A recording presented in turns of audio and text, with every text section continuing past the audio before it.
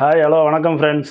நம்ம இன்னைக்கு இந்த வீடியோ எதை பற்றி பார்க்க போகிறோம்னா, இன்னைக்கு ரேஷன் கடையில் எங்களுக்கு பொங்கல் பரிசு தொகுப்பு கொடுத்தாங்க.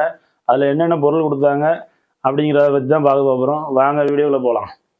இப்போ என்னென்ன பொருள்லாம் நாங்கள் இன்னைக்கு ரேஷன் கடையில் வாங்கிட்டு வந்தோன்ட்டு நான் உங்கள்கிட்ட இப்போ காட்டுறேன். ஒரு பட்டு சேலை,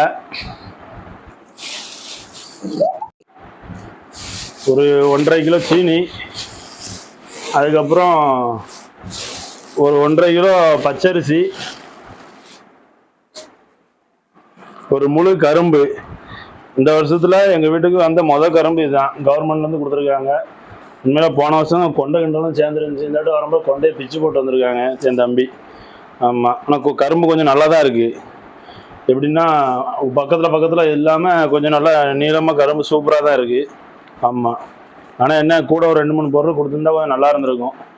ஆமாம், அதே மாதிரி நீங்களும் உங்கள் ரேஷன் கடையில் பொருள் வாங்கிட்டீங்கன்னா கமெண்ட் பாக்ஸாக கமெண்ட் பண்ணுங்கள் உங்களுக்கு என்னெல்லாம் கொடுத்தாங்கன்ட்டு.